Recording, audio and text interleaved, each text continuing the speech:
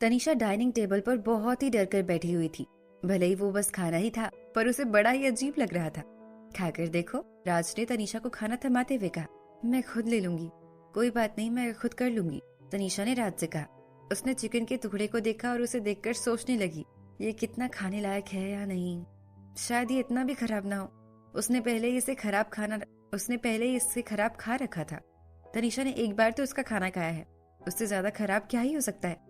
एक लंबी सांस लेती है और फिर तनीषा खाना शुरू करती है। दूसरे सेकंड जैसे ही उसने चबाना शुरू किया, उसे लगा जैसे वो मरने वाली है। कोई भी मर सकता था उसे खाने के बाद। ये पहले से ज्यादा बुरा था। उसे समझ नहीं आ रहा था कि पहले वाला खाना ज्यादा खराब है या अभी वाला। ये किया कैसे राज ने? इतना खराब कैसे बना लिया? वो कैसे इतना खराब बना सकता है? तनीषा ने कैसे भी उसे खाना शुरू किया। तनीषा को लग रहा था कि राज के पीछे आज तक जितनी लड़कियां हैं, उनको ये खाना खिला देगी तो शायद वो कभी पीछे दोबारा ना आए। पर वो राज की गर्लफ्रेंड है, तो उसने चुपचाप खा लिया। तनीषा ने कहा, ये अच्छा है। राज ने तनीषा से कहा, ये अच्छा है कि आपको अच्छा लग रहा है। बाहर का खाना अच्छी बात नहीं है हेल्थ के लिए। आपका काम शुरू हो जाएगा तो फिर मैं आपके लिए खाना बनाऊंगा। तनीषा ने बाकी खाना खाया और उसे लगा जैसे अभी वो थूक दे, पर फिर भी तनीषा ने मुस्कुराते हुए बोला, हाँ बिल्कुल, शुक्रिया राज जी।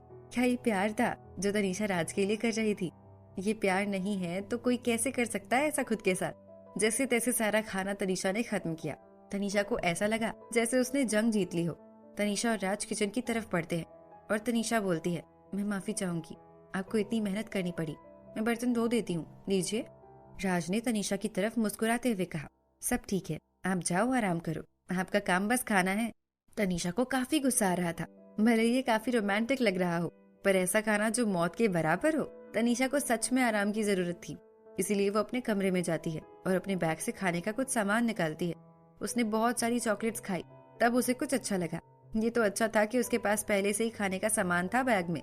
बहुत सारी एक्ट्रेसेस खाना नहीं खाती है क्योंकि उन्हें लगता है कि वो मोटी हो जाएंगी, पर तनीषा की बॉडी पर खाने का असर तब तक नहीं होता जब तक वो बहुत ज्यादा न खा ले। वो एक प्रोफेशनल रेसर भी है, तो खुद के हेल्थ का ध्यान रखना उसे आता था। तनीषा को अच्छा लगा चॉकलेट्स खाने के बाद, और फिर उसने बाकी सामान देखा। वो उस तलवार और बाकी सारी चीजों का क्या करे? उसे अपना कमरा नहीं खराब करना था, पर उसने कहा है तो करना पड़ेगा। वो काफी लंबे वक्त से सही थी, तो उसे भी लगा कि इसका शायद कुछ असर हो रहा होगा। ये सोचकर उसने सब कुछ अपने कमरे में लगा दिया। जब उसने अपना सारा कमरा निकाल दिया, तब तनीषा की नजर रोहित के फटे पोस्टर पर जाती है। समीर पर तनीषा को काफी गुस्सा आता है। उसे पता भी है कि कब से इस पोस्टर को अपने पास रखा था तनीषा ने। कोई बात नहीं, तनीषा ने सोचा, वो उससे एक नया पोस्टर ले लेगी। तनीषा उस पोस्टर को चिपकाने वाली थी टेप से, पर तभी उसे राज की आवाज आती है, आपने अपना सामान निकाल लिया? मैं मदद करूँ कुछ? तनीषा डर जाती है और जल्दी से बेड के नीचे उस पोस्टर को अपने पैर से फेंक देती है। तनीषा जैसे भूल ही गई हो कि वो राज के घर में है। उसे ज्यादा सावधान रहना पड़ेगा। तनीषा ने जैसे लहसुन को उठाया जो कि एक गुच्छे में बंधा हुआ था, उसने उसके दरवाजे पर लगाते हुए बोला, नहीं, सब हो गया। तनीषा को नहीं पता था कि राज की नजर थोड़ी ज्यादा ही तेज है। उसने तनीषा को पोस्टर फेंकते हुए देख लिया था। फिर भी राज ने तनीषा के कमरे को देखते हुए बहुत प्यार से कहा, ठीक है, आप आराम कर लो। तनीषा ने हाँ में भरते हुए बोला, हाँ, आप भी आराम कर लो। राज ने हाँ में सर हिलाया और वो वहां से जाने लगा, और तनीषा ने एक लंबी सांस ली, राहत की सांस। पर एक दो कदम बढ़ते ही राज फिर मुड़ता है और तनीषा से कहने लगता है, ओ हाँ तनीषा जी। तनीषा पीछे मुड़ती है और बोलने लगती है, हाँ राज, कहिए, क्या राज ने कुछ देख लिया? राज तनीषा की तरफ बढ़ता है और कहने लगता है, अगर आपको अकेले सोने से डर लगता है तो आप मेरे कमरे में आ सकती हैं। तनीषा राज की बातें सुनकर चौंक जाती है। ये राज क्या कह रहे हैं? तनीषा के चेहरे पर से हवाइयां उड़ी हुई होती है, और ये देखकर राज वहां से हंसते हुए चला गया। तनीषा के पैर वहीं जम गए थे। राज ने बस कहा क्योंकि उसे ऐसा लगा कि तनीषा को नई जगह में नींद नहीं आएगी। इसमें कोई गलत मतलब नहीं होगा उसका। तनीषा राज के जाने के बाद हाथ पैर धोकर अपने कमरे में सोने चली जाती है। तनीषा को बहुत जल्दी नींद आ जाती है। वहीं उसके सामने वाले कमरे में, जो कि राज का कमरा था, वहाँ राज अपने बेड में बैठकर कोई किताब पढ़ रहा था। उसने सिर्फ एक बाथरोब पहना था। तनीषा का रूम और राज का रूम बिल्कुल पास में था। अगर राज अपने कमरे की खिड़की खोल कर रखे तो एक दूसरे की आवाज सुनाई देगी। राज को जब लगा कि तनीषा सो गई है तो वो भी सोने चला जाता है। रात गहरी होने लगती है। तनीषा भी गहरी नींद में होती है, पर जब वो सो रही होती है उसे फिर से वो जोर से बजती हुई घंटी सुनाई देती है। राज के घर के दरवाजे पर। रोहित ने सोचा था कि वो अगले दिन आ जाएगा ताकि राज और तनीषा के साथ में वक्त बिताने का मौका मिले, पर जैसे ही रोहित को एक कॉल आता है आधी रात में तो उसे अजीब लगता है। राज का प्रेशर फिर से बढ़ गया था और रात भर वो कंट्रोल से बाहर था। तनीषा के होते हुए ऐसा कैसे हो सकता है कि राज की तबीयत खराब हो जाए। रोहित को लगा था कि जब तनीषा है तो कुछ नहीं होगा, पर उसे क्या पता था कि एक्सपर्ट्स की टीम उसे आधी रात में कॉल करेगी। रोहित भागते हुए आधी रात को घर आया। उसने तनीषा को बहुत कॉल किया था पर उसने फोन नहीं उठाया। रोहित को लगा कि वो सो गई है। जब वो घर आया, राज का असिस्टेंट और पूरे एक्सपर्ट की टीम वहीं पर थी। रोहित ने पूछा, क्या हुआ? असिस्टेंट ने कहा, मुझे नहीं पता, सुबह से सब कुछ ठीक था और रात में भी। हम सबको लगा ठीक हो रहा है, हम सबको लगा कि वो ठीक हो रहे हैं, पर आज तो उनकी हालत और खराब हो गई। ये सब अब ज्यादा खराब हुआ होगा। अभी भी सब वैसा ही है। रोहित सर, आप यहाँ क्या कर रहे हो? राज सर अकेले कैसे रह सकते हैं ऐसे? रोहित ने कहा, क्योंकि तनीषा भाभी यही है। राज का असिस्टेंट खुश हो जाता है, भाभी यहाँ है, उनके बीच सब ठीक है। उनके बीच अब सब सिर्फ ठीक ही नहीं हुआ, बल्कि वो दोनों अब साथ रह रहे हैं। ये तो बहुत अच्छी बात है, पर अगर वो उनके साथ है तो ऐसा कैसे हो रहा है? रोहित ने कहा, मैं बस अभी अभी आया, मुझे खुद ही नहीं पता। तनीषा जी ने भी अपना फोन ऑफ कर रखा है। मुझे नहीं पता कि अंदर क्या चल रहा है। अगर राज ने ज्यादा स्ट्रेस लिया तो बहुत परेशानी हो सकती है, और ऐसे वक्त में सिर्फ तनीषा ही उनके पास जा सकती है। किसी में भी इतनी हिम्मत नहीं थी कि वो ऐसा कुछ कर सके। अमर और बादल वही थे और वो लोग भी काफी परेशान लग रहे थे। डॉक्टर अंदर आता है और राज को चेक करने लगता है और वो रोहित से कहने लगता है, वो बहुत खराब स्थिति में है। वो बहुत खराब स्थिति में है, अभी मैंने उन्हें अभी दवाई देनी है। रोहित ने डॉक्टर से पूछा, डॉक्टर आपने तो कहा था कि यह दवा उन पर साइड इफेक्ट्स देंगी। राज के असिस्टेंट ने कहा, अभी सर की हालत बहुत नाजुक है, कोई भी साइड इफेक्ट हैंडल कर पाएगी उनकी बॉडी। बादल ने कहा, तनीषा जी के रहते तो ऐसा कुछ नहीं होना चाहिए बड़े भाई को, जब तक दोनों के बीच कोई झगड़ा ना हो। रोहित ने कहा, पर उन दोनों के बीच तो आज सब कुछ सही था मेरे जाने से पहले तक। भैया ने खाना भी बनाया उनके लिए। सबके सब ये सुनकर चौंक जाते हैं।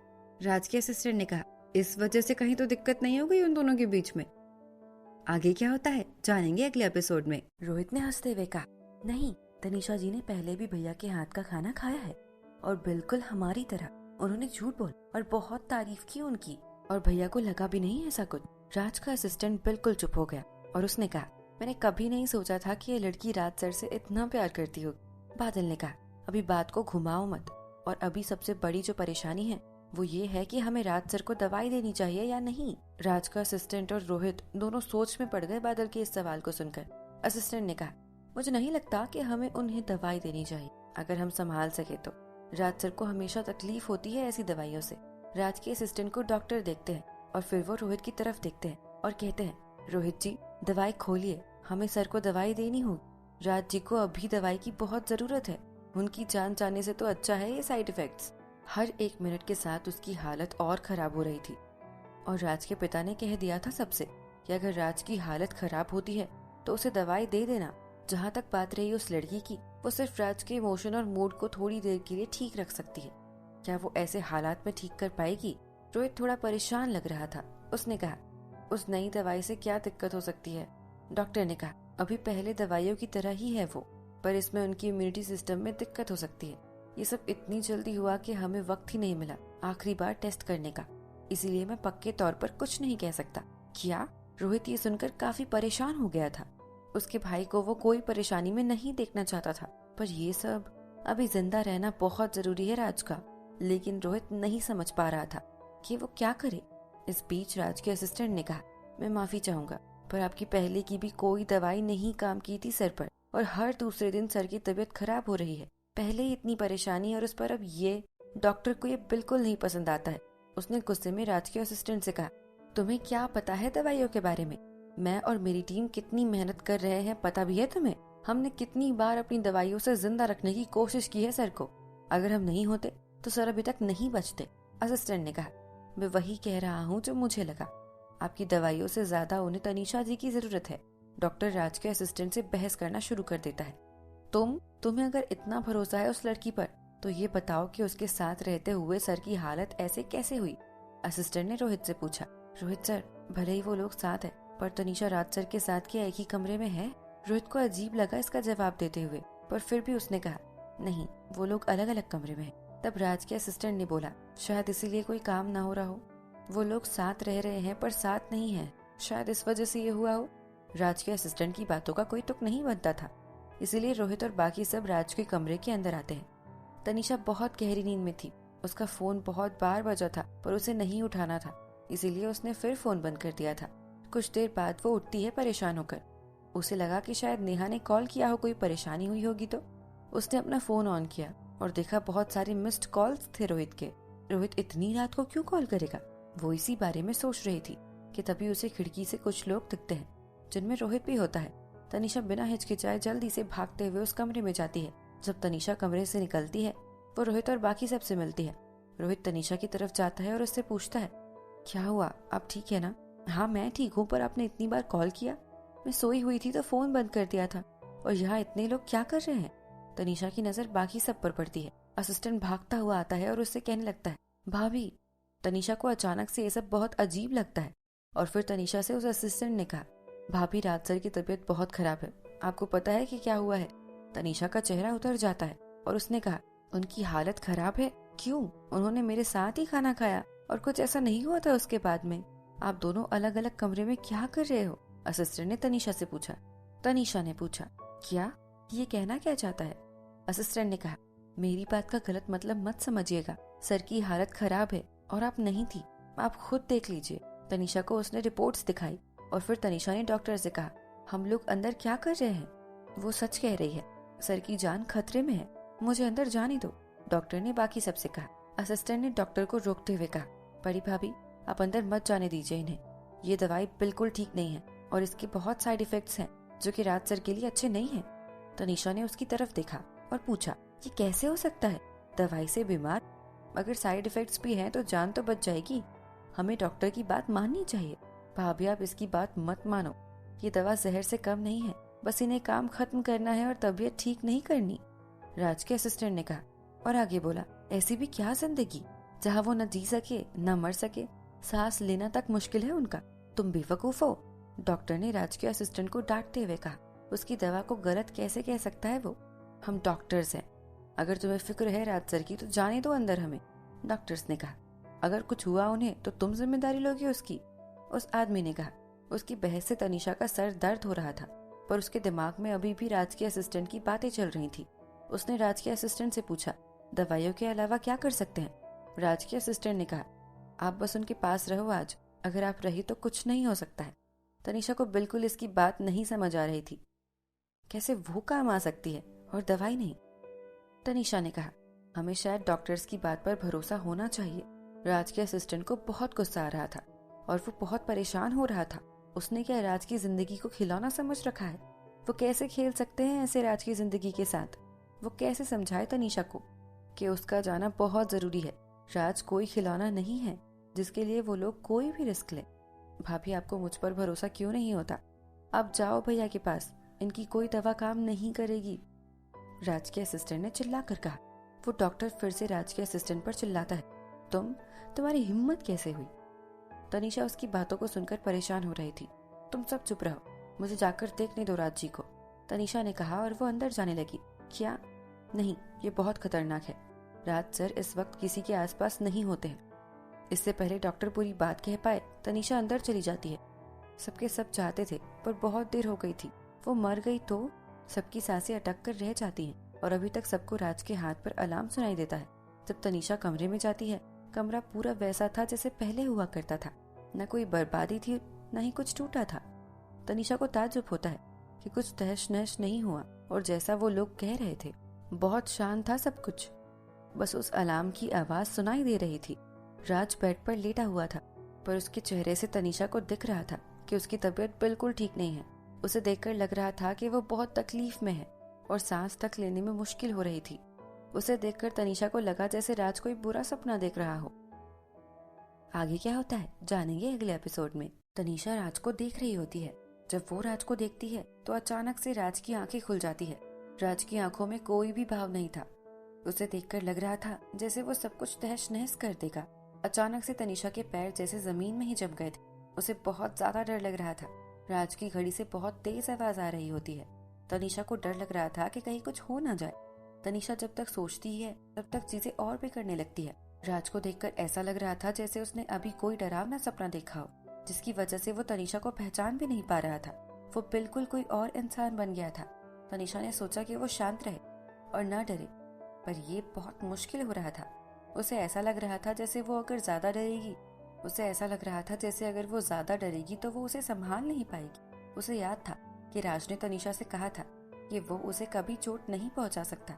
उसने तनीषा से ये सब भी पूछा था कि वो जो चाहे राज से मांग सकती है। अब कैसे राज वो सब भूल सकता है। तनीषा अपनी आंखें बंद करती है और पूरी कोशिश करती है कि अपने बुरे ख्यालों से लड़ सके। वो वहीं पर खड़ी रही और उसने बहुत धीरे से राज का नाम लिया। राज जी। राज के अलार्म से तेज आवाज आ रही थी और उतनी ही धीमी तनीषा की आवाज थी। तनीषा बहुत डर गई थी। राज की आंखें पूरी तरह से खुलने लगती है और धीरे धीरे जैसे उसे होश सा आता है। तनीषा ने राज से पूछा, राज जी क्या आप ठीक हैं? राज बेड से उठता है और तनीषा उसकी बात सुन नहीं पाती। राज को कुछ नहीं समझ आ रहा था। वो बिल्कुल किसी राक्षस की तरह था जिसमें कोई भी भावना न हो। वो तनीषा से तुरंत दूर जाता है। वो तनीषा को देखता है और तनीषा उसकी आंखों को देखती रह जाती है। राज जी क्या आप ठीक हो? तनीषा दोबारा राज से पूछती है, किसी तरह खुद को समझाकर। इससे पहले कि तनीषा कुछ कर सके राज उसका हाथ पकड़ता है। तनीषा के जैसे पसीने छूटने लगते हैं। क्या ये आज उसे मारना चाहता है? ये रिश्ता बहुत खतरनाक लग रहा था तनीषा को। राज। इससे पहले तनीषा कुछ कह सके कमरे में एक बहुत जोर की आवाज होती है। बाहर खड़े सारे लोग डर जाते हैं और सोचने लगते हैं क्या हुआ अंदर। रोहित अंदर जाना चाहता था पर राज के असिस्टेंट ने उसे रोक लिया। देखिए रोहित सर, दोनों को अभी अकेले रहने दीजिए। दोनों को एक दूसरे की जरूरत है। अभी हम उन्हें परेशान नहीं कर सकते, राज के असिस्टेंट ने कहा। रोहित चुप खड़ा रहता है। ऐसी आवाज कैसे आती है फिर? उसी वक्त कमरे के अंदर राज कमरे में इधर उधर चल रहा होता है जैसे वह कुछ ढूंढ रहा हो। तनीषा डेस्क के अंदर छुपी होती है और अपने हाथों से अपना मुंह बंद रखती है। वो सांस भी नहीं ले पाती। उसकी किस्मत अच्छी थी कि वो तुरंत डेस्क के अंदर छुप गई। तनीषा को कभी नहीं लगा था कि राज इतना खतरनाक भी हो सकता है। राज को कोई सुध नहीं थी पर वो फिर भी तनीषा को ढूंढ लेता है। इससे पहले तनीषा कुछ कह सके राज उस डेस्क को उठाकर फेंक देता है और तुरंत तनीषा का हाथ पकड़कर उसे बाहर निकाल देता है। तनीषा बेचैन हो जाती है। उसे लगा कि उसे वहां से भाग जाना चाहिए था। ये बाहर खड़े इतने लोग हैं, वो कुछ कर क्यों नहीं रहे? इतनी आवाजों के बाद भी कोई अंदर देखने तक नहीं आया। राज ने तनीषा का हाथ जोर से पकड़ा। उसके हाथ से शायद कोई पहाड़ भी टूट सकता है। तनीषा उसे छुड़ा भी नहीं पा रही थी। तनीषा समझ गई थी कि आज उसका आखिरी दिन है। पर जैसे ही तनीषा को लगा कि राज उसे जिंदा नहीं छोड़ेगा, अचानक से तनीषा का हाथ पकड़ने के बाद वो शांत होने लगता है। तनीषा ने यह चीज गौर की, वो सच में तनीषा की वजह से शांत हो सकता है। तनीषा ने फिर हिम्मत जुटाई और कहा, राज जी। तनीषा को लगा जैसे राज फिर से वापस आ गया है। राज की घड़ी बजना बंद कर चुकी थी और ऐसा लगा जैसे सब कुछ पहले की तरह हो गया है और कुछ नहीं हुआ है। तनीषा को राज के असिस्टेंट की बात याद आती है। क्या वो सच में राज को इस कदर संभाल सकती है? वो सिर्फ उसे संभाल नहीं, बचा भी सकती है। ये बहुत अजीब सी चीज थी जो कि बहुत अच्छी भी थी। तनीषा को कुछ चीजें याद आती है। राज और उसके साथ जो भी हुआ था अब उसे सच टकने लगा था। ऐसा लग रहा था जैसे राज उसके सामने खुद को संभाल लेता है। राज जी, ये मैं हूँ। आप ठीक हो ना? कोई बुरा सपना देखा आपने? तनीषा ने बहुत धीमी आवाज में कहा। राज तनीषा को देखा जो कि अपने घर के कपड़ों और चप्पल में थी और उसे थोड़ी दूर खड़ी थी। उसकी आंखों में डर था। तनीषा जी, राज ने कहा। तनीषा ने एक लंबी सांस ली और कहा, हाँ मैं हूँ। राज ने अपनी आंखें बंद की और सर दबाते हुए पूछा, क्या हुआ था? तनीषा कुछ नहीं कह पाई। क्या वो उसे बताना चाहिए कि कमरे के बाहर क्या चल रहा है? क्या उसे ये बताना चाहिए कि उसे जबरदस्ती अंदर भेजा गया है? आखिरकार हुआ क्या है उसे? पर तनीषा ने कहा, आपने कहा था ना कि अगर मुझे डर लगे तो मैं आपको ढूंढ सकती हूँ। तनीषा उसके पास जाकर कहती है, मुझे डर लग रहा था। तनीषा बहुत डर गई थी, इसीलिए ये चीज कोई ढोंग नहीं थी उसके लिए। राज थोड़ी देर शांत था और धीरे धीरे वो पूरी तरीके से शांत हो गया था। धीरे धीरे उसकी धड़कनें भी शांत हो जाती है। तनीषा को लगा कि अब सब सही हो रहा है। मैं माफी चाहूंगी, मैंने आपको परेशान किया। राज को देखकर लग रहा था कि वो बहुत कमजोर है और उसका चेहरा सफेद पड़ गया था। तनीषा को लगा कि उसे भाग जाना चाहिए या रुकना चाहिए, क्योंकि अगर राज ने फिर से अपना आपा खोया तो अब उसकी जान जा सकती है। ये सब सिर्फ और सिर्फ समीर की वजह से हुआ था। उसने हमेशा यही कहा था कि राज कितना कमजोर है। ये रूम में जो इतनी बिखरी चीजें थी उसका भी जिम्मेदार राज ही है। ये सब पाप था। तनीषा को यहाँ आने की जरूरत ही क्या थी? ये सब सोचकर तनीषा ने कुछ समझा और राज का हाथ पकड़ते हुए कहा, मैं जब तक आपके पास रहूंगी मैं नहीं डरूंगी। तनीषा के मुंह से ये चीज निकलने के बाद उसे खुद को मारने का मन किया। वो ऐसा कुछ क्यों कहेगी जो वो कभी कहना ही नहीं चाहती थी? क्या लड़कियां प्यार में ऐसी हो जाती है? वो चाहती थी कि वो वहां से भाग जाए, पर फिर भी वो राज का हाथ पकड़कर खड़ी थी वहां। वो कैसे कर सकती है ऐसे? क्या अब उसे राज से डर नहीं लगता? क्या वो अब सब कुछ भूल गई है जो थोड़ी देर पहले हुआ था? तनीषा इन सब ख्यालों को दूर कर हटाती है। राज को संभालने के लिए उसे कोशिश करनी होगी। थोड़ी देर में राज उसे हक करता है। थोड़ी देर बाद एक जोर की आवाज आती है, बड़े भैया, तनीषा भाभी। रोहित दरवाजा तोड़ते हुए अंदर आता है और उन दोनों को देखता है। रोहित, राज का असिस्टेंट और डॉक्टर की टीम सबके सब उन्हें देखते रह जाते हैं। डॉक्टर ने ध्यान से राज को देखा और कहा, वो ठीक हो गया है। कैसे? राज के असिस्टेंट को भी अपनी आंखों पर भरोसा नहीं हो रहा था। उसने कहा, रोहित सर, देखिए, मैंने आपको कहा था ना कि उन्हें तनीषा भाभी की बहुत ज्यादा जरूरत थी। आपको तो मुझ पर भरोसा ही नहीं हो रहा था। रोहित वहां खड़ा खड़ा उन्हें देखता रह जाता है। सबके अंदर आने से तनीषा और राज को भी ध्यान आता है। रोहित और बाकी सबका ध्यान कमरे और राज के चेहरे की तरफ जाता है। बड़े भाई, मैं माफी चाहूंगा। वो डॉक्टर्स ने आपकी रिपोर्ट्स लाई है और मशीन में भी देखा कि सब रीडिंग्स बढ़ी हुई थी, तो हम डर गए थे और देखने आ गए थे। हमें माफ कीजिएगा, रोहित ने कहा, और राज उनकी तरफ आता है और दरवाजा बंद कर देता है। उसकी बात खत्म होने से पहले ही राज ने दरवाजा बंद कर दिया। रोहित और बाकी सब वहां से निकलने लगते हैं और तभी राज के असिस्टेंट ने कहा, ओ डॉक्टर साहब, आपने देखा, मैंने कहा था ना आपकी दवाई कोई काम की नहीं है। उन्हें तनीषा की जरूरत थी, आपकी नहीं। आगे क्या होता है जानेंगे अगले एपिसोड। भले ही अभी भी राज ठीक हो, पर कोई उसके पास आने की हिम्मत नहीं कर सकता था। रोहित और बाकी सब रात भर वहीं रहे ताकि कुछ भी दिक्कत आए तो परेशानी ना हो। दूसरी सुबह राज के असिस्टेंट के अलावा बाकी सब थके हुए लग रहे थे। राज का असिस्टेंट सबको देखते हुए हंसते हुए कहने लगा, देखो, मैंने कहा था ना कि तनीषा के रहते हुए राज सर बिल्कुल ठीक होंगे। तुम लोग बेकार का इतना परेशान हो रहे हो। बादल ने उसकी तरफ देखा और कुछ भी नहीं कहा। राज के असिस्टेंट ने कभी राज का वो चेहरा नहीं देखा था, पर बादल को वो देखना पड़ा था।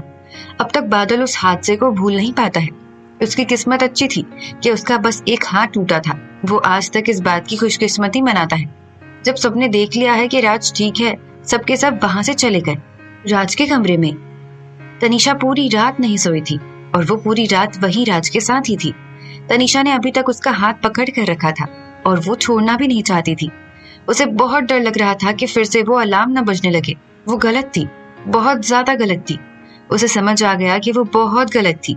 उसने राज की अच्छाइयों को देखा और हमेशा बाकी चीजों को अनदेखा किया, उसकी बुराइयों को अनदेखा किया। वो भूल ही गई थी कि राज उसके साथ बहुत अच्छा है, पर ऐसे नहीं, उसके अंदर कुछ बुराइयां भी है। वो राज की वजह से एक ऐसी जगह पर है जहां से वो निकल भी नहीं सकती, पर इसमें तनीषा की भी पूरी गलती नहीं थी। वो चाह कर भी राज को छोड़ नहीं पा रही थी। तनीषा खुद राज के पास आई थी, उसके साथ रहने। ऐसे में तनीषा उसे छोड़ नहीं सकती है। अब बहुत देर हो चुकी है। इसके अलावा उसके अंदर कुछ कहने की और हिम्मत नहीं थी। वो पूरी रात काफी परेशान रही है। राज का हाथ थोड़ा सा हिलता है और वो तुरंत देख लेती है। तनीषा का ध्यान राज के हाथ से उसके चेहरे की तरफ जाता है। तनीषा को नहीं पता था कि राज उसकी तरफ देख रहा था। वो उठा कब, उसे पता ही नहीं चला। तनीषा डर के मारे थोड़ा सा डर जाती है। उसने ध्यान से राज से पूछा, राज जी, क्या आप उठ गए? तनीषा ने कुछ नहीं कहा। उसकी आंखों में अभी भी उतना ही अंधेरा था।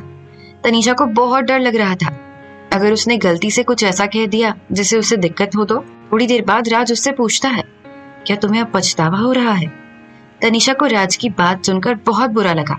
राज को बिल्कुल समझ आ गया था कि तनीषा के अंदर क्या चल रहा है। इस बात से तनीषा को बहुत डर सा लगा था। आखिर उसे कैसे समझ आ गया था कि तनीषा क्या सोच रही है। तनीषा को लगा जैसे राज से वो पहली बार मिल रही है। उसने आज से पहले उसे देखा ही नहीं था। क्या तनीषा को पछतावा था? बिल्कुल, कैसे नहीं होगा उसे। पर अभी वो ये बात कहने से अच्छा मरना पसंद कर लेगी। राज पहले तो ठीक था, फिर उसकी तबीयत इतनी खराब कैसे हो गई? क्या ये कोई डरावना सपना था जिसकी वजह से उसकी तबीयत खराब हुई हो? ऐसा लोग कहते हैं कि इंसान जिस बारे में ज्यादा सोचता है उसे सपने में भी वही चीजें आती हैं। तो ऐसा क्या था जो राज को परेशान कर रहा था? या फिर उसने वो पोस्टर देख लिया था दोनों वक्त जो तनीषा ने छुपाने की कोशिश की थी? तनीषा इन सब के बारे में ज्यादा नहीं सोच सकती है। उसने राज की तरफ देखते हुए कहा, पछतावा क्यों? आप ऐसा क्यों कह रहे हो? राज ने जोर से तनीषा का हाथ पकड़ा और बहुत धीरे से कहा, आपको यहाँ आने का पछतावा है। आपको लग रहा है जैसे आपने अपनी मौत को बुलावा दिया हो। तनीषा बिल्कुल चुप हो गई। धीरे धीरे राज उसके ख्याल पड़ने लगा था। तनीषा को हार ही माननी थी, क्योंकि राज कुछ गलत नहीं कह रहा था। जो भी उसने कहा था बिल्कुल सही था। तनीषा ने मुस्कुराते हुए कहा, ऐसा कैसे हो सकता है? आपके साथ मुझे ऐसा कभी नहीं लग सकता राज। मैं यहाँ हूँ तो आपकी वजह से, और मुझे कोई भी गम नहीं है उस बात का। मैं प्यार करती हूँ आपसे, और मेरे लिए आपके साथ गुजारा हुआ हर एक वक्त अच्छा ही होता है। तनीषा ने कभी नहीं सोचा था कि उसकी एक्टिंग उसकी जान भी बचा सकती है। उसने सीखा कहाँ से ये सब? लोगों को सीखने के लिए पढ़ना पड़ता है। तनीषा के साथ ऐसी चीजें सिर्फ सिचुएशन पर ही होती हैं। तनीषा राज की आंखों में देखती है और बोलती है, अगर ये मौत भी है तो कोई बात नहीं, मेरे पास आप हैं। राज को अपने कानों पर भरोसा नहीं हो रहा था। तनीषा कभी ऐसा कहेगी, उसने कभी नहीं सोचा था। अगर ये मौत भी है तो कोई बात नहीं, मेरे पास आप हैं। ये बात तनीषा के कानों में गूंज रही थी। राज को पता था कि ये सच नहीं है, फिर भी वो उसे सुनना चाहता था। राज उसे काफी देर तक देखता रहा और फिर उसने मुस्कुराते हुए बहुत ही धीमी आवाज से कहा, झूठी। तनीषा जिसे ये बात सुनाई नहीं दी, उसने कहा, हाँ राज जी, कुछ कहा आपने? मैंने कुछ सुना नहीं। राज ने हंसते हुए कहा, तनीषा जी, आपको घबराने की जरूरत नहीं है। आप चाहे कितना भी झूठ कह लो, मैं आपकी ही बात मानूंगा। तनीषा ने तुरंत कहा, नहीं नहीं, मैंने कुछ झूठ नहीं बोला, जो भी कहा सच कहा। राज ने मुस्कुराते हुए तनीषा से कहा, हाँ बिल्कुल बिल्कुल, भरोसा है मुझे आप पर। तनीषा चुप रह गई। दूसरी सुबह नेहा के पुराने ऑफिस में प्रतीक, जो कि अभी अभी आर्टिस्ट डिपार्टमेंट का डायरेक्टर बना था, वो आता है। जैसा कि कहा जाता है कि नए लोगों के आने से चीजें बदलती हैं, इसलिए सबके सब सुबह सुबह मीटिंग में जाते हैं और सब उसका इंतजार कर रहे होते हैं। सारे के सारे एम्प्लॉयज ने उसे पहले ही सर पर चढ़ा कर रखा था। एक ने कहा, कितना अच्छा लग रहा है, आखिरकार तनीषा कपूर को निकाल ही दिया गया। और प्रतीक सर नहीं होते तो अगर प्रतीक सर नहीं होते तो अभी भी नेहा उसे बचाती रहती और खुद की इज्जत मिट्टी में मिलाती रहती। बिल्कुल सही कहा, नेहा में तो वो काबिलियत ही नहीं थी कि वो डायरेक्टर बने। वो घटिया लड़की तनीषा, सिर्फ और सिर्फ अटेंशन चाहिए उसे। सच में उसे लगता है कि वो एक दिन एक्ट्रेसेस बनेगी। उतनी काबिल है ही नहीं वो। हाँ, सपने में जरूर। स्वाति प्रतीक के साथ वाले टेबल पर बैठी थी और मुस्कुराते हुए उसने कहा, ऐसा मत कहो, उसकी नई फिल्म जल्दी आने वाली है और बहुत अच्छे अच्छे एक्ट्रेसेस है उसमें। अवार्ड विनिंग एक्टर तक है और वो मूवी चलेगी भी। हो सकता है कि वो चल जाए। सबके सब ये सुनकर बहुत खराब सा चेहरा बनाते हैं। उसमें से एक ने कहा, अगर मूवी चल गई तो क्या, इसमें उसका क्या लेना देना? तुमने तो पढ़ा ही होगा स्वाति, वो इंटरनेट में कितनी ही फेमस है। बहुत लोग तो सिर्फ और सिर्फ उसकी वजह से ये मूवी देखने नहीं आएंगे। अब शायद प्रोड्यूसर को भी लग रहा होगा कि किसको ले लिया उन्होंने। पछतावा हो रहा होगा उन्हें। हाँ, तनीषा के पास कोई एक्टिंग स्किल नहीं है, सिर्फ और सिर्फ अफवाहें फैलाना आता है उसे। बहुत खराब इमेज है उसकी नजरों में और वो किसी के सामने कुछ है भी नहीं। स्वाति प्रतीक की तरफ मुड़ती है और कहने लगती है, अच्छा हुआ कि प्रतीक सर हमारे साथ है। आपकी मदद से वो लड़की भी चली गई, वरना हमारी कंपनी का कितना बुरा इंप्रेशन होता। ये बात आपने बिल्कुल सही कही, हमारी कंपनी को अलग ही ऊंचाइयों में ले जाएंगे सर, एक एम्प्लॉय ने कहा। प्रतीक ने बोला, देखो, अब तनीषा का हमसे कोई वास्ता नहीं है, क्योंकि अब उसका कॉन्ट्रैक्ट हटा दिया गया है। पीआर टीम, आप लोग तैयार हो जाओ, क्योंकि आपको ध्यान रखना होगा कि कंपनी की इमेज सही रहे। बिल्कुल प्रतीक सर, हमने पूरी तैयारी कर रखी है, एक पीआर टीम के मेंबर ने कहा।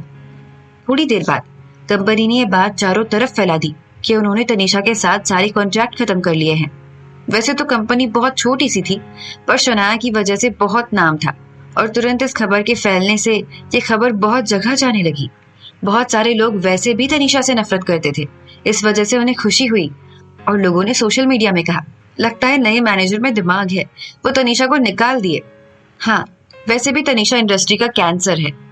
यहाँ प्रतीक बैठे बैठे बस अपने कमेंट्स पढ़ रहा था और जीत की खुशी मना रहा था। बस स्वाति, अब देखो क्या होता है, आगे क्या होता है जानेंगे अगले एपिसोड में।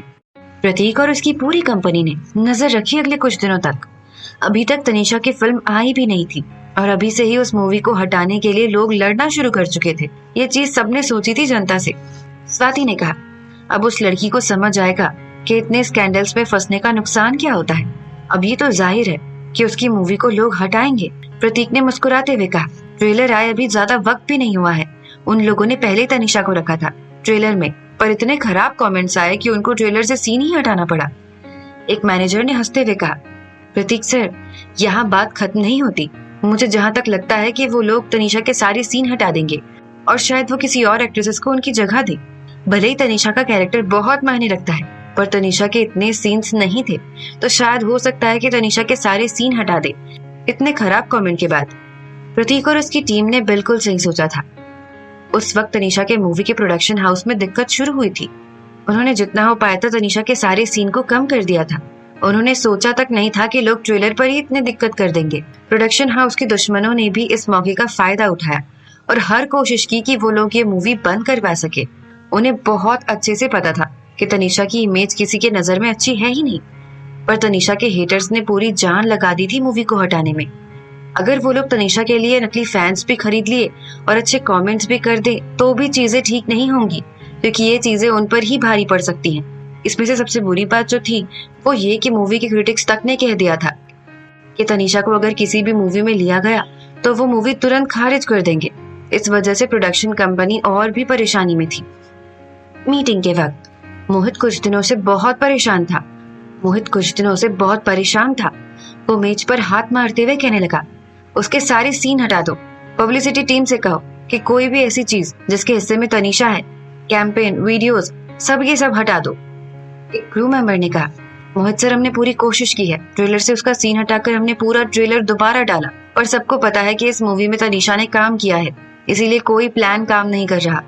एक असिस्टेंट डायरेक्टर ने कहा, अगर कोई सिर्फ तनीषा का साथ नहीं देता तो हमें ये दिन नहीं देखना पड़ता। एक घटिया लड़की हमारा करोड़ों का नुकसान कराएगी, किसी न किसी को इसकी जिम्मेदारी लेनी पड़ेगी। इसका इशारा करण की तरफ था। करण चेयर पर चुपचाप बैठा था। उसे ये नहीं माना था कि इसमें उसकी गलती थी, पर यह बात भी वो समझता है कि प्रोडक्शन वालों के लिए अगर सबसे ज्यादा जरूरी है तो पैसे कमाना, यहाँ सही गलत का फैसला नहीं होता। मोहित ने गुस्से में कहा, ठीक है, उसके सारे सीन डिलीट करो और सबको ये बात बोलते हुए फैन से माफी मांगो। करण ये सुनते ही गुस्से में कहा, नहीं। असिस्टेंट डायरेक्टर ने पूछा, करण जी, आप अभी भी तनीषा का साथ देंगे? करण ने कहा, अगर आप उसके सीन डिलीट करोगे तो आपको राजमीत वाधवा के भी सारे सीन डिलीट करने पड़ेंगे। उन दोनों ने साथ में एक्टिंग की है। भले ही उसमें बहुत सारे सीन ना हो, पर उसकी पूरी कहानी कहीं न कहीं तनीषा से जुड़ी हुई है। और इसके अलावा रोहित सिंह, उसके साथ भी एक बहुत इंपॉर्टेंट सीन है जिसके साथ हम खिलवाड़ नहीं कर सकते। ये सब डिलीट कर दिया तो मूवी ही खराब हो जाएगी। राजमीत का नाम सुनकर सब सोचने पर मजबूर हो गए। सब जानते थे कि राजमीत कैसा है, वो ये सब खुद के लिए बर्दाश्त नहीं कर पाएगा। अगर हम वो नहीं कर सकते तो फिर आप कोई रास्ता क्यों नहीं निकालते हैं करण जी? बहुत ही जल्द मूवी रिलीज करेंगे तो हम फिर से शूटिंग करने का मौका नहीं मिलेगा, और वैसे भी मूवी बिगाड़ने से अच्छा है कि सब कुछ खो दें। असिस्टेंट डायरेक्टर ने कहा, उसके अलावा कोई कुछ भी नहीं कर रहा था। मोहित ने बहुत वक्त तक करण के साथ काम किया था, तो वो लोग काफी अच्छे दोस्त थे, और करण की वजह से अभी वो लोग इस हाल में थे, और अब वो करण की मदद तक नहीं कर सकता था। सबके सब बस करण को ताने मार रहे थे।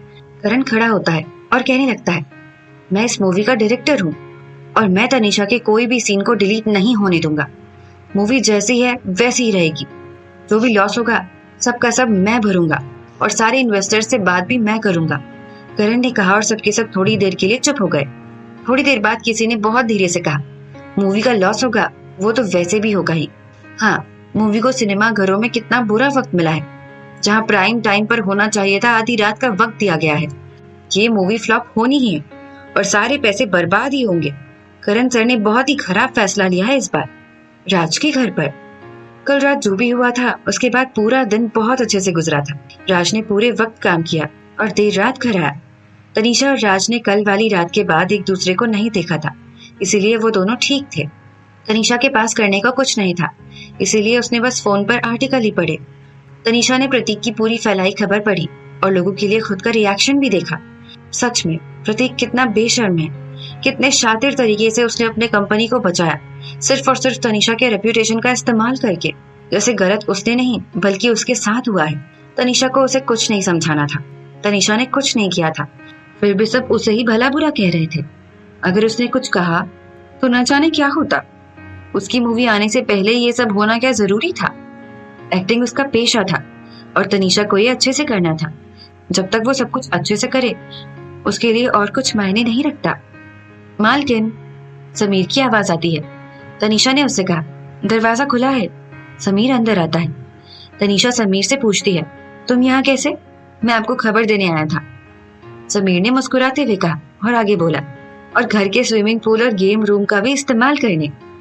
तनीषा के रहते हुए ही समीर सिर्फ अंदर आ सकता था, वरना वो आने से अच्छा मरना पसंद करेगा। समीर बहुत बहाने मारता था घर आने के, पर तनीषा को भी ये बात पता थी, इसीलिए उसने कुछ भी नहीं कहा। तनीषा ने समीर से कहा, क्या खबर लाई हो? कुछ नहीं, आप खुद ही पढ़ लो, समीर ने तनीषा को फोन देते हुए कहा। तनीषा ने पहले ही ये खबर पढ़ रखी थी, इसीलिए समीर के फोन पर उसे कुछ और एहसास नहीं हुआ। ये नेहा के पुराने कंपनी से तनीषा को निकालने की खबर थी।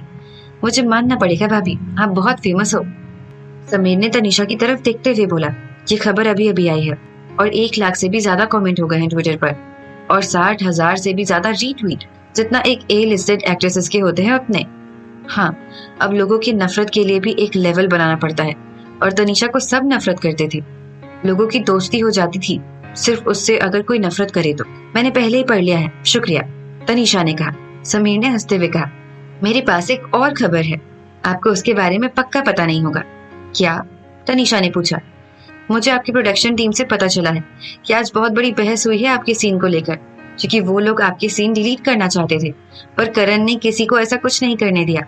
आखिरकार करण ने कहा कि मूवी जैसी है वैसी ही रहेगी, कोई सीन नहीं काटे जाएंगे, और जैसा चल रहा है वैसा चलेगा सब। समीर ने पूरी बात बोलने के बाद आगे कहा, मुझे पता ही नहीं था कि एंटरटेनमेंट इंडस्ट्री में इतने अच्छे लोग भी हैं जो लोग इतना कह रहे हैं। अगर उन्हें पता चले कि आप तो शिखर एंटरटेनमेंट की मालिक की गर्लफ्रेंड हो, तब क्या होगा उनका। तनीषा सिर्फ अपना काम ही अच्छे से करना चाहती थी, इसीलिए प्रोडक्शन में कौन उसके बारे में क्या सोचता है इस बात से उसे फर्क नहीं पड़ता था। पर करण की खबर सुनकर उसे काफी अच्छा लगा। ये जानकर भी उन्होंने पूरी कोशिश की कि तनीषा को बचा है। तनीषा बस ये सोच रही थी कि वो करण का भरोसा रख पाए। समीर ने आगे पूछा, वैसे भाभी 2 दिन कैसे रहे मेरे भैया के साथ? जैसे ही तनीषा को ये याद आता है उसे बहुत गुस्सा आता है। समीर ने उससे बार बार कहा था कि उसके भाई की तबीयत खराब है और वो बहुत कमजोर है। ये उसकी कमजोरी थी। राज की ताकत देखकर वो खुद डर गई थी, और तो और वो तनीषा का दिमाग पढ़ पा रहा था। तनीषा ने मुस्कुराते हुए समीर से कहा, कैसा रहा? किस भाई के बारे में पूछ रहे हो? समीर ये सुनकर चौंक गया था और तुरंत उसे समझ आ गया कि तनीषा के चेहरे की मुस्कुराहट अच्छी नहीं, तूफान से आने के पहले की शांति जैसे है। समीर ने कहा, बड़ी भाभी कुछ गलत मत मान लीजिएगा, क्या आप मेरे रोहित भाई को पसंद करती हो? तनीषा ने समीर से गुस्से में कहा, चुप रहो, जितने भी सवाल करने चाहिए मुझे करने चाहिए, तुम्हें नहीं। तुमने तो कहा था कि राज की तबीयत ठीक नहीं रहती, तुमने तो ये भी बोला था कि उन्हें चलने में भी दिक्कत हो रही थी। तुम्हें पता भी है पहले ही रात में क्या क्या हुआ है? तुम्हें जानना है क्या हुआ है? समीर ने तनीषा से डरते हुए पूछा। क्या हुआ? बड़े भाई ने क्या किया? मुझे लड़ना पड़ा तुम्हारे भाई से, जान जाते जाते बची है मेरी, तनीषा ने कहा। आप लोग लड़ रहे थे?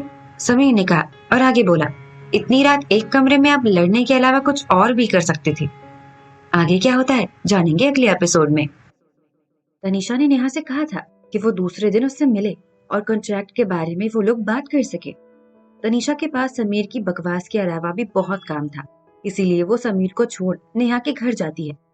प्रिया और नेहा दोनों कॉन्ट्रैक्ट पढ़ रहे थे जब दरवाजे पर दस्तक होती है। प्रिया, दरवाजा खोलो, प्रिया से नेहा ने कहा, और प्रिया जाकर बाहर दरवाजा खोलती है। ओह तनीषा, तुम हो, आओ अंदर, प्रिया ने तनीषा से कहा। तनीषा ने हंसते हुए बोला, क्या कहा तुमने? मेरी माँ, अंदर आइए, प्रिया ने झुंझुलाते हुए कहा। बहुत अच्छी, तनीषा ने मुस्कुराते हुए कहा, और अंदर आती है और अपना सामान टेबल पर रखती है। तनीषा, मैंने कॉन्ट्रैक्ट पढ़ लिया है, कोई दिक्कत नहीं है, पर नेहा ने कहा। कोई परेशानी है नेहा मैम? तनीषा ने पूछा। हमारी सैलरी, नेहा ने बिना हिचकिचाए कहा। कम है क्या? तनीषा ने पूछा। नेहा ने नाम में सर हिलाते हुए कहा, नहीं नहीं, बहुत ज्यादा है, इसलिए। नेहा ने लोगों से पूछा था कि शिखर एंटरटेनमेंट की सैलरी के बारे में, और हाँ, ये बात सच थी कि एक्सपीरियंस होने के बाद पैसे अच्छे मिलते हैं, पर नेहा के कॉन्ट्रैक्ट में बाकी सारे मैनेजर से ज्यादा पैसे मिल रहे थे। ये तो अच्छी बात है ना, फिर दिक्कत किस बात की? तनीषा ने नेहा से पूछा। नेहा ने कहा, दिक्कत कुछ नहीं है मुझे, मैं बहुत खुश हूँ कॉन्ट्रैक्ट पढ़ के, बस ये समझ नहीं आ रहा कि शिखर एंटरटेनमेंट हमारे लिए इतना क्यों कर रहा है। तुम्हारा भी कॉन्ट्रैक्ट पढ़ा और उसमें भी अच्छे पैसे मिल रहे हैं तुम्हें। तनीषा ने कहा, इसमें कोई दो राह नहीं है, शिखर एंटरटेनमेंट वालों को हम लायक लगे होंगे और वो ऐसे ही पैसे बांटते तो नहीं फिरेंगे। नेहा को तनीषा की इस बात पर कोई शक नहीं होगा। जैसा कि तनीषा ने कहा था, शिखर एंटरटेनमेंट किसी को ऐसे ही पैसे नहीं देगा, वो आर्टिस्ट की काबिलियत देखकर उन्हें साइन करेगा। नेहा के एक्सपीरियंस के हिसाब से सारे मैनेजर्स से कम पैसे उन्हें मिलने चाहिए थे, पर ये कॉन्ट्रैक्ट में सब कुछ उनके हिसाब से बिल्कुल अलग था। एक मैनेजर और असिस्टेंट के पैसे आर्टिस्ट पर बहुत निर्भर करते हैं। तनीषा को अच्छे पैसे मिलने की वजह से नेहा और प्रिया को भी अच्छे पैसे मिल रहे थे। नेहा जैसा मैनेजर इतनी बड़ी कंपनी में इतने अच्छे पैसे, उसने सोचा भी नहीं था। मेरी भी सैलरी बड़ी है, 6 गुना ज्यादा, प्रिया ने खुश होते हुए कहा। प्रिया बहुत ही अच्छे परिवार से थी और उसके पैसों से ही घर भी चलता था। अपनी पुरानी कंपनी के सैलरी से वो बहुत खुश थी, पर इस बार उसे भरोसा ही नहीं हो रहा था, और ये सिर्फ कुछ वक्त के लिए था। इससे भी ज्यादा उसे पैसे प्रिया को मिल सकते हैं अगर वो आगे अच्छे से काम करे। प्रिया को भरोसा नहीं हो रहा था, उसे हर चीज बस एक सपने जैसे लग रही थी।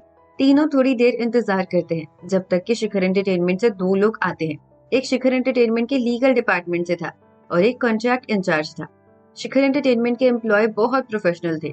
वो अपने लीगल डिपार्टमेंट से अपने एक साथी को ले आते हैं, ये समझाने के लिए कि तीनों में से किसी को भी कॉन्ट्रैक्ट समझने में कोई परेशानी हुई हो। जब उन्हें लगता है कि वो तीनों समझ गए हैं, तीनों साथ में कॉन्ट्रैक्ट साइन करते हैं। वो लोग तनीषा से हाथ मिलाते हैं और तनीषा से कहते हैं, तनीषा जी, आपका शिखर एंटरटेनमेंट में स्वागत है। कॉन्ट्रैक्ट साइन करने के बाद भी किसी को भी इस बारे में अभी कुछ ना बताएं। शिखर एंटरटेनमेंट में से हम किसी को भेजेंगे ताकि नेहा जी को उनका काम और बाकी चीजें समझाया जा सके। तनीषा ने कहा, जी बिल्कुल, थैंक यू।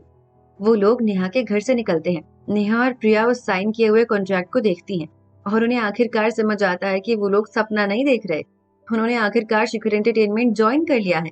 प्रिया ने कहा, अरे नहीं, ये सपना नहीं है, ये सच है। नेहा तनीषा की तरफ देखती है और बोलती है, तनीषा, तुम्हारी फिल्म बहुत जल्द आने वाली है, तुम्हें पता है ना क्या हुआ है? तनीषा ने कहा, हाँ मुझे पता चला।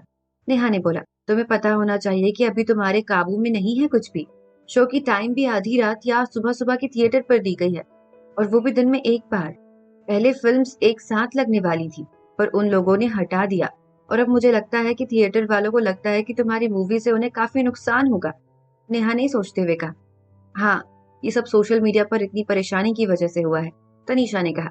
नेहा ने हाँ में सर हिलाते हुए बोला, हाँ, तुम्हारी मूवी को हटाने का सबसे बड़ा रीजन वही है, और उससे ज्यादा वो मूवी क्रिटिक, जिसने सबसे पहले कहा था कि तुम्हारी मूवी को हटाना है। फिल्मों की वजह से ही थिएटर को पैसे मिल रहे हैं। इतना कुछ होने के बाद भी वो लोग आधी रात का स्लॉट दे रहे हैं, या देर रात का, ताकि उनका कम से कम नुकसान हो। नेहा ने फिर तनीषा की तरफ देखते हुए कहा, तुम्हें दिमागी तौर पर तैयार रहना होगा। तनीषा ने नेहा से कहा, मैं बस एक एक्ट्रेस हूँ नेहा, मेरा काम सिर्फ एक्टिंग करना है। अगर ऐसा कुछ होता है तो उसमें मैं कुछ नहीं कर सकती। नेहा ने बोला, तुम जो भी कह रही हो सही कह रही हो, तुम फिक्र मत करो। जैसे तुमने शिखर एंटरटेनमेंट ज्वाइन किया है, तुम्हारे पास अभी भी मौका है सब ठीक करने का, और तुम कर सकती हो। नेहा को पता था कि इसके पीछे किसका हाथ था। देविका और प्रतीक की कंपनी पूरी कोशिश कर रहे थे कि तनीषा को निकाल सके। ये किसी और आर्टिस्ट के साथ हो सकता है, और शिखर एंटरटेनमेंट के किसी आर्टिस्ट के साथ होना मुश्किल है। शिखर एंटरटेनमेंट ने तनीषा को लिया है तो वो लोग कुछ होने नहीं देंगे, वरना उससे उनकी इमेज भी खराब होगी। पर इससे तनीषा को खुद को साबित करने का मौका जरूर मिला था। अगर तनीषा की फिल्म फ्लॉप भी होती है, अगर तनीषा ने अच्छी एक्टिंग भी की, तो सब सही होगा।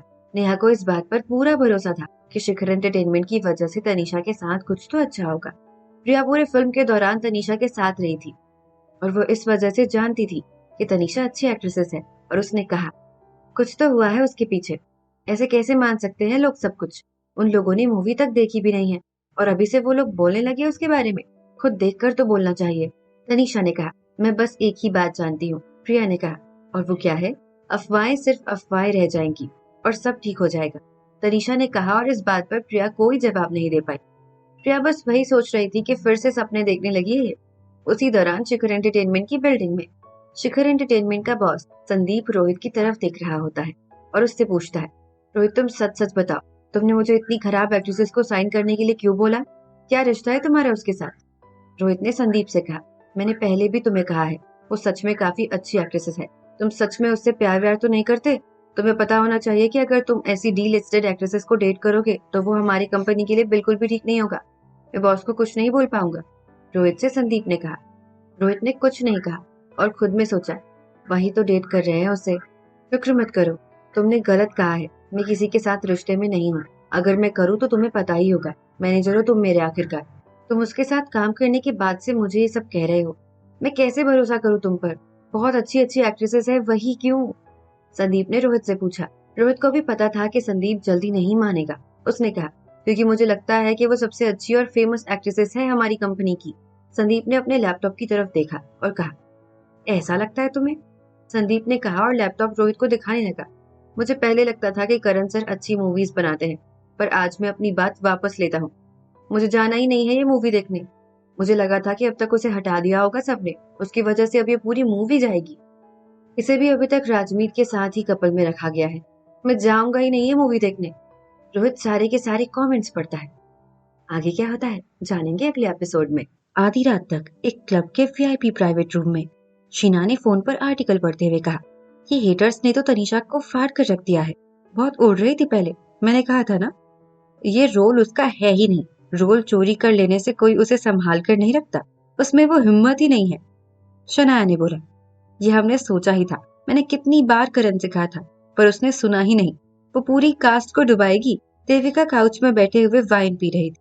उसने कहा, अब उनकी अकल ठिकाने पर आएगी जब लोग उनका सर फोड़ेंगे। ये शर्म की बात है देविका जी, आपकी वजह से मुझे ये रोल मिला था। शनाया ने देविका से कहा।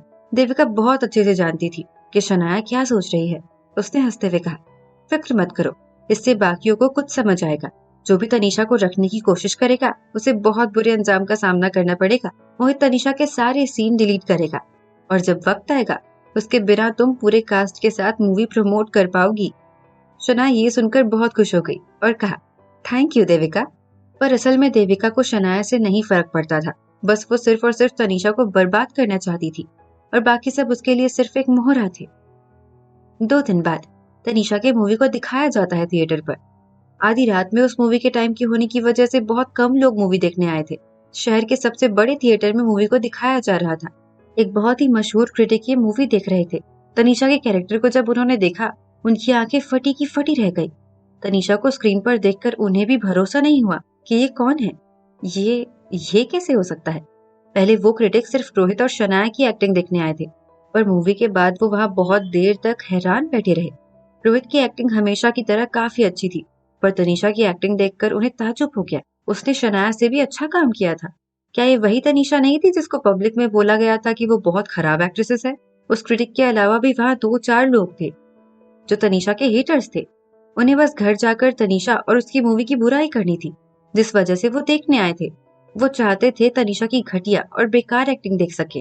पर जब तनीषा स्क्रीन पर आई, उसकी खूबसूरती देखकर सबके सब दंग रह गए। ये लोग ये देखकर ताजुब थे कि शनाया अपने रोल में इतनी भी बुरी नहीं लग रही थी, पर तनीषा के सामने सबके सब फीके पड़ गए थे। आखिर में रोहित के साथ तनीषा का सीन देखकर सबके सब कुछ नहीं बोल पाए। सिर्फ एक शब्द निकला, लाजवाब। अगली सुबह एक क्रिटिक ने ट्वीट पर एक ट्रेंड शुरू किया, तनीषा की एक्टिंग बहुत अच्छी रही है, इस मूवी को देखने जाएं। ये इसलिए नहीं था कि वो बहुत बड़ा क्रिटिक था, पर उस पोस्ट में तारीफ की वजह से सबकी आंखें वहां पर पड़ी थी। सबको ये ना लगे कि वो पॉपुलैरिटी के लिए ऐसा कर रहा है। उसने दूसरा पोस्ट किया, मुझे नहीं पता तनीषा कपूर असल में कैसी है, मुझे सिर्फ उसकी परफॉर्मेंस के बारे में बात करनी है। ये मूवी मेरे आखिरी के 2 सालों में मैंने जितनी भी मूवी देखी है सबसे ज्यादा अच्छी रही है और तनीषा की परफॉर्मेंस को देखकर मैं काफी हैरान हूँ। आखिर के 2 सालों में मैंने किसी की इतनी अच्छी एक्टिंग नहीं देखी। लोगों ने बहुत कहा था कि उसकी एक्टिंग खराब है या उसका कैरेक्टर घटिया है, पर अगर उसके कैरेक्टर को मूवी से हटा दिया जाए तो ये मूवी उतनी अच्छी नहीं होती। मैं करण सर से माफी चाहूंगा, उनका फैसला बिल्कुल सही था। मुझे उम्मीद है कि आप अफवाहों में ना आए और इस मूवी को देखें। जब उस क्रिटिक ने ये पोस्ट किया, उसे बहुत खराब कमेंट्स आए, जैसे कि मुझे पहले ही लगा था कि इसे भी पॉपुलर होना है, इसीलिए ये सब बोल रहा है। पर लगता है कि तनीषा ने पैसे दिए हैं उसे। कोई तनीषा का साथ दे भी कैसे सकता है, पागल है क्या ये आदमी? उसमें क्रिटिक ने जवाब देते हुए कहा, आप लोग सब पहले मूवी देख लीजिए, अगर आपको लगे ये खराब है तो मैं अपनी जॉब ही छोड़ दूंगा।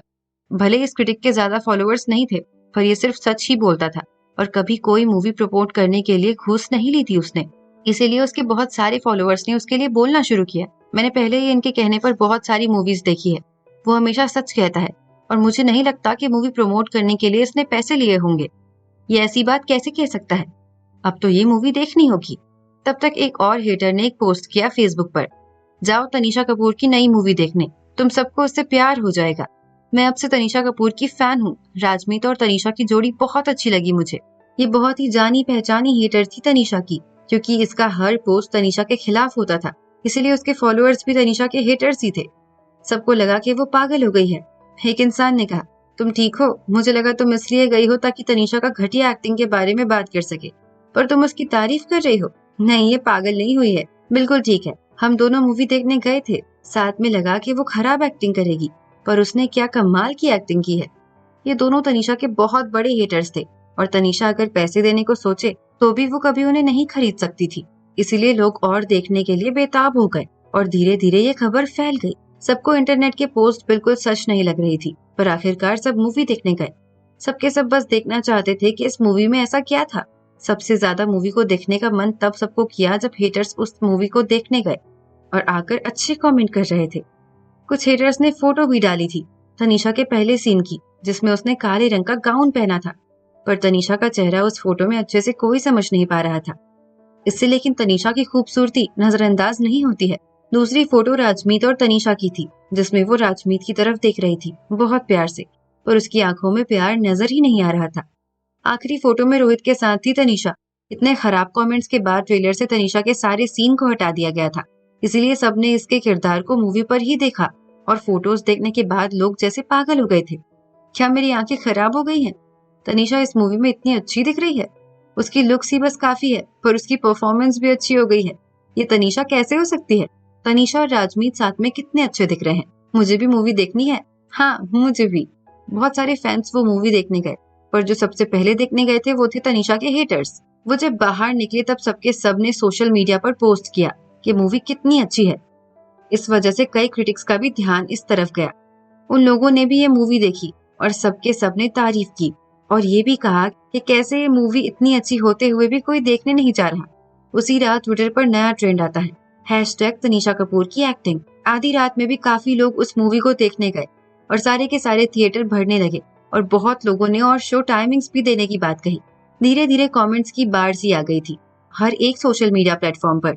मैं माफी चाहूंगा अपने खराब कमेंट्स के लिए, जो कि मैंने करण जी के लिए किए हैं। उन्होंने बहुत सही फैसला लिया था और सच में ये रोल तनीषा के अलावा कोई और नहीं कर पाता। मुझे खुद की आंखों पर भरोसा ही नहीं हो रहा था। ये सच में तनीषा कपूर है। इतनी अच्छी एक्टिंग है उसकी। उसे क्या हुआ है आखिरी कुछ दिनों में? मैं राजमीत की फैन हूँ और मुझे लगा था कि तनीषा उसके लायक नहीं है, पर मूवी देखते वक्त लगा ही नहीं कि वो तनीषा है। मुझे ये नॉवेल बहुत पसंद है और तनीषा ने बहुत अच्छे से ये किरदार निभाया है। इतने अच्छे कमेंट्स देखकर कोई नहीं कह सकता कि इतने लोग खरीदे गए हैं। सबके सब तनीषा की तारीफ कर रहे थे और तनीषा के प्रोडक्शन हाउस में भी लोग जाकर तनीषा की तारीफ कर रहे थे। 3 दिन पहले किसी को भी इस फिल्म के बारे में कोई बात नहीं पता थी और आज जब छठा दिन हो रहा था, हर एक मूवी थिएटर में ये मूवी लगी थी। जो तनीषा से हेट करता था वो ये मूवी देखने गया और अब ये मूवी एक ब्लॉकबस्टर हो रही थी। अजीब होती है फिल्मी दुनिया। आज किसी को कोई नहीं जानता और रातों रात वो मशहूर हो जाता है। इतने दिनों से सब उसे गालियां दे रहे थे और अब सब उसकी तारीफ कर रहे थे। यहाँ तनीषा सोई हुई थी जब ये खबर आई। कुछ दिन पहले उसके इतने खराब कमेंट्स देखकर नेहा को लगा था कि ये सब तनीषा पर बुरा प्रभाव डालेगा, इसीलिए उसे कुछ दिनों के लिए ऑनलाइन आने से मना कर दिया। राज अपने काम में व्यस्त था और इसीलिए तनीषा उसके घर पर अकेली थी और सुरक्षित भी। तनीषा को तभी नेहा का फोन आता है और वो फोन उठाते हुए नींद में बोलती है, हाँ नेहा मैम, क्या हुआ? इससे पहले नेहा कुछ कह सके प्रिया पीछे से चिल्लाती है और फोन नेहा से लेते हुए कहने लगी, माँ तुम फेमस हो गई। हाँ, मैं क्या पहले से फेमस नहीं थी? तनीषा ने कहा, वो तुम खराब वाली फेमस थी, उसे बदनामी कहते हैं। अभी सब तुम्हारी तारीफ कर रहे हैं। आगे क्या होता है जानेंगे। वो रोहित सर का तकिया था, आपको नहीं पता? हाँ उनका था ये, मुझे तो नहीं पता था। मुझे लगा कि ये मेरे ही कमरे का है, तनीषा ने बोला। मुझे जहाँ तक के पता है एक फैन ने उन्हें ये दिया था और रोहित सर बहुत प्यार से रखते हैं उसे अपने पास। आपने सही वक्त में फेंक दिया उसे, अमर ने पूरी बात कही। तनीषा ये सुनते ही समझ गई थी कि आखिर राज गुस्सा क्यों कर रहा था।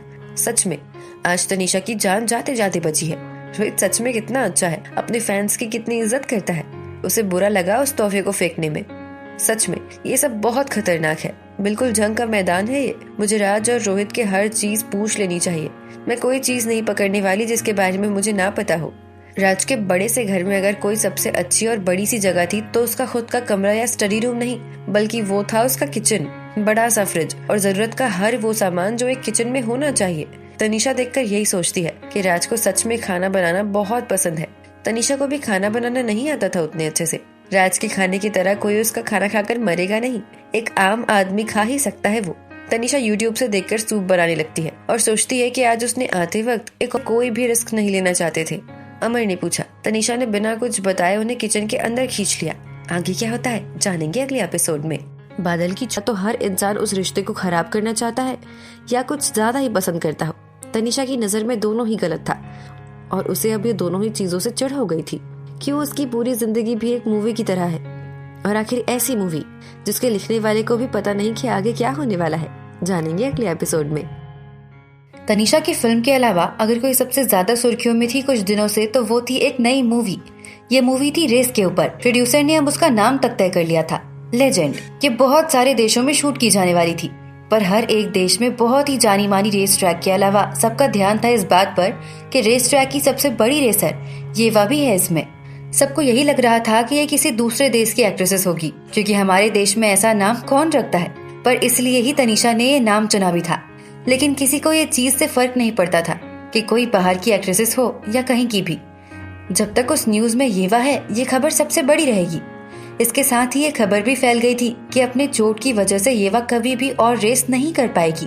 वो किसी को इंटरव्यू भी नहीं दे रही थी, जिस वजह से ये सबने कहा कि ऋषभ खुद ये काम करेगा, खुद देखेगा कि येवा के रोल के लिए परफेक्ट कौन है। पर फिर उसी दिन दूसरी खबर भी आती है कि ऋषभ को एक कंपटीशन में हिस्सा लेना है और वो उसमें व्यस्त है। इसीलिए इसके लिए अब ऋषभ ने अपने एक स्टूडेंट को चुना था जो कि प्रोडक्शन क्रू के साथ घूमेगा और उसकी जिम्मेदारी होगी कि येवा के रोल के लिए एक सही एक्ट्रेसेस ढूंढना। रघु। तनीषा ने ऋषभ के उस स्टूडेंट की फोटो देखी और उसकी पुरानी यादें ताजा हो गई थी। राघवेंद्र रघु कहते थे उसे सब।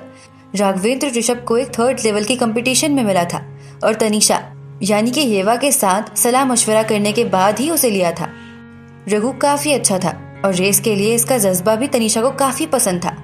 भले ही तनीषा ने सबसे नाते रिश्ते तोड़ के रखे थे और सोच लिया था कि कभी वापस जाना ही नहीं है, पर जैसे अतीत उसका पीछा ही नहीं छोड़ रहा था। रेसिंग उसकी जिंदगी थी, इसीलिए तनीषा को इस मूवी की हर खबर में काफी दिलचस्पी थी।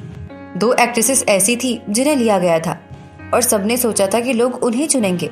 एक थी देविका और एक थी शिखर एंटरटेनमेंट की 1st division actresses Maithili Raichand. Shikhar entertainment के 5 डिवीजन थे और ये आर्टिस्ट के उनके नाम के हिसाब से बांटते थे। जो बहुत ही अच्छे होते थे वो 1st डिवीजन में होते थे, जैसे कि रोहित और मैथिली और ना जाने कितने जाने माने सेलिब्रिटीज। ऐसा कहा जाता था कि मैथिली के साथ सिंह परिवार का सपोर्ट था, इसीलिए उसे कोई कुछ नहीं कहता था। पर तनीषा वो देविका से तो वाकिफ थी, पर इससे नहीं। इस चीज पर लोग बहुत बातें कर रहे थे। जो प्रोड्यूसर था उसने सिर्फ मैथिली और देविका का ही रोल अभी तक कंफर्म किया था, पर येवा का अभी तक नहीं। सब कुछ अभी शुरू हो चुका था, प्रमोशन, पब्लिसिटी, सब कुछ। तनीषा उस फिल्म में काम करे या नहीं, वो नहीं चाहती थी कि उसके कैरेक्टर का कोई भी मजाक बने। वो नहीं चाहती थी कि देविका ये रोल करे और मैथिली को वो जानती ही नहीं थी। पर जो भी था, बस तनीषा इसी आशा में थी कि जो भी होगा अच्छा होगा। तनीषा ने मैथिली के बारे में गूगल किया। मैथिली पहले पेशे से रेसर थी और शिखर एंटरटेनमेंट की सबसे जानी मानी एक्ट्रेसेस।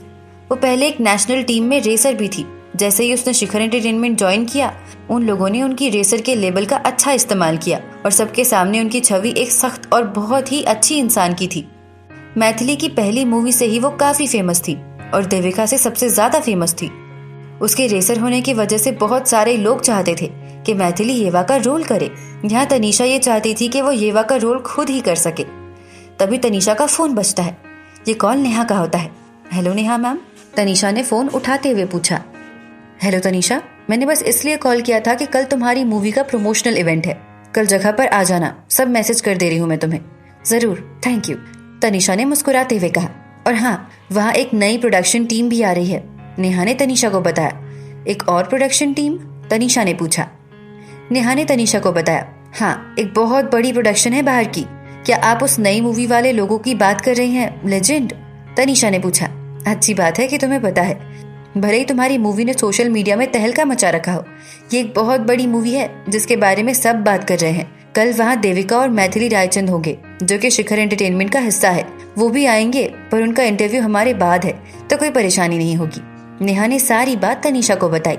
वो जानती थी कि देविका के वहाँ होने से कोई परेशानी हो सकती है, इसीलिए वो पहले से ही तनीषा को बता कर रखना चाहती थी ताकि कोई परेशानी ना हो। तनीषा ने फोन रखने के बाद लेजेंड के बारे में और खबरें पढ़ी। उसने कभी नहीं सोचा था कि उसकी मूवी के साथ इस मूवी का भी इंटरव्यू है, वो भी एक ही जगह। पर ये इतना जरूरी नहीं था तनीषा के लिए। अगले दिन तनीषा उठती है और तैयार होकर तुरंत वेन्यू पर जाती है। वहाँ बैक स्टेज में नेहा और तनीषा दोनों जाकर तनीषा का मेकअप करवाते हैं। 1 घंटे बाद वेन्यू पर मोहित और करण भी आते हैं। मोहित तनीषा की तरफ देखकर खुशी से कहता है, मैंने पहले ही कहा था, कोई तुम्हारा टैलेंट नहीं छुपा सकता। देखो मैं बिल्कुल सही निकला। मोहित उसे देखकर मुस्कुराते हुए ये बात कहता है और तनीषा ये सुनकर काफी गुस्सा करती है। इस आदमी ने ये बात कही भी थी। शनाया तनीषा से थोड़ी दूर पर ही बैठती है क्योंकि अभी सब लोग उसे ही देखेंगे। पहले पहले वो इंतजार कर रही थी कि कब ये लोग तनीषा के सारे सीन डिलीट करें और ये अब खत्म हो और अकेले शनाया इस प्रमोशन का हिस्सा हो।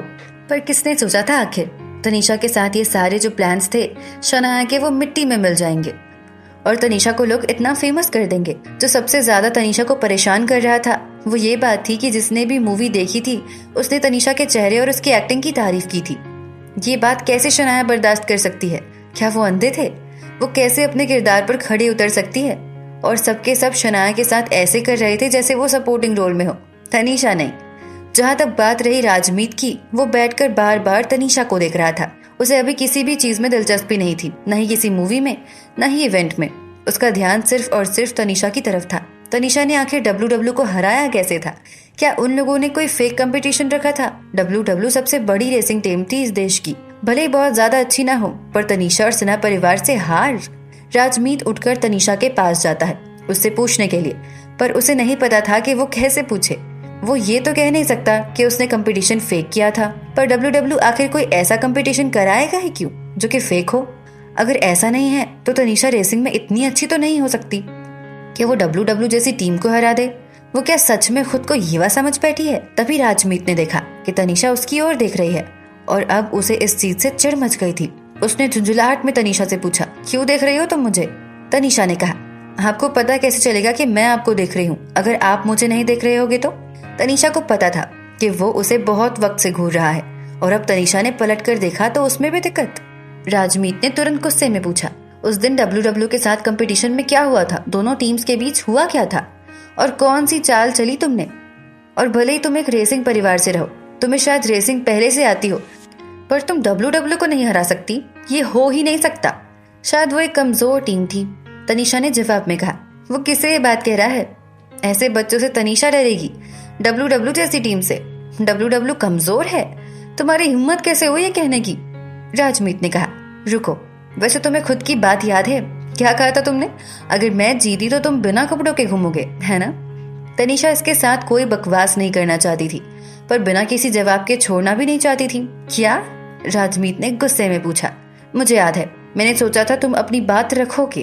तनीषा ने कहा, तुम सच में घटिया हो, तुम्हें सिर्फ मेरी बॉडी से मतलब है और आज ये पता चल गया। राजमीत ने गुस्से में कहा। तनीषा चुप हो जाती है। इसे खुद पर इतना गुरूर है। कोई बात नहीं, जो सोचना है ये सोच सकता है, फैन है उसका। बस अगर कभी पता चला कि ये वह कौन है, उम्मीद है कि वो शक्ल दिखाने लायक हो उसे। तनीषा ये सब सोचकर वहां से निकल जाती है। इवेंट शुरू होता है। पहले रोहित और शनाया स्टेज पर जाते हैं और होस्ट उनसे कुछ सवाल करता है। आज से पहले कोई भी तनीषा को देखना नहीं चाहता था, पर होस्ट को आज जानना भी था तो तनीषा के बारे में। ये सब लाइव हो रहा था और दर्शक भी बहुत सवालों के साथ तैयार थे। पहले तो उन्होंने रोहित के लिए सवाल रखे और उन्हें ये कहा कि वो रोहित से कितना प्यार करते हैं, और बाकी सब कमेंट सिर्फ और सिर्फ तनीषा और राजमीत के लिए थे। शनाया इस मूवी की फीमेल लीड थी, पर उसे लेकर कोई उतने ज्यादा कमेंट्स नहीं थे, और जो थे वो सब शनाया के खराब एक्टिंग के बारे में बात कर रहे थे। क्या ये सिर्फ मैं हूँ जिसको ये लगता है कि शनाया ने उतनी अच्छी एक्टिंग नहीं की कि उसे अवार्ड विनिंग एक्ट्रेसेस का ओहदा मिल सके? वो बस मूवी में अच्छी शक्ल की वजह से थी। नहीं, तुम अकेले नहीं हो। और जहां तक बात रही उसके शक्ल की, वो भी उतनी अच्छी कहाँ रही अब तनीषा के सामने? कुछ नहीं है वो। पहले अच्छी लगती थी शनाया, लगता है अपने करियर और एक्टिंग को लेकर सीरियस है, पर अपनी आखिरी कंपनी छोड़ने के बाद अब सब बदल गया है उसका चेहरा तक। शायद उसने कुछ सर्जरी कराई थी, पर उसका असली चेहरा ही कितना अच्छा था। अब वो बस एक इंस्टाग्राम इन्फ्लुएंसर लग रही थी। जब वो पहले नेहा के साथ थी, उसने ना सर्जरी कराई थी और ना ही उतनी पॉपुलर थी, पर लोग उसे मानते थे उसकी एक्टिंग की वजह से। शनाया को स्क्रीन पर ये कमेंट्स देखकर काफी बुरा लगता है। अब हम स्टेज पर बुला रहे हैं सबसे पसंदीदा जोड़ी, राजमीत और तनीषा को, होस्ट ने कहा। लोग उन्हें देखकर खुश हो जाते हैं। राजमीत और तनीषा ने बहुत ही कैजुअल कपड़े पहने थे और सबके कमेंट्स स्क्रीन पर दिखते हैं। ये दोनों साथ इतने अच्छे क्यों दिखते हैं? तनीषा कितनी खूबसूरत है। तनीषा, जिसे आदत नहीं थी इनकी, उसे ये सब काफी अजीब लग रहा था, पर कमेंट्स रुक ही नहीं रहे थे। किसने तनीषा का मेकअप किया है? इतनी खूबसूरत कैसे लग रही है? उसने प्लास्टिक सर्जरी की है क्या? नहीं, उतने पैसे तो नहीं रहे होंगे उसके पास, और वो अपने पहले लुक के लिए ही जानी जाती थी। पहली बार जब उसने कदम रखा था तब उसकी पहले की टीम ही खराब थी। वो नॉर्मल कपड़े में भी कितनी खूबसूरत लग रही है। करण भी यहीं पर था। उससे होस्ट पूछता है, मूवी को लेकर सबने बहुत कुछ कहा था, इस बारे में आप क्या कहेंगे? बस सबको अच्छी मूवी की समझ है, और क्या ही कहें, बस शुक्रगुजार हैं सबके, करण ने कहा। ये सब देखकर अगर किसी को सबसे ज्यादा गुस्सा आ रहा था तो वो थी शनाया। वो नहीं छोड़ेगी अब तनीषा को। आगे क्या होता है जानेंगे अगले एपिसोड में।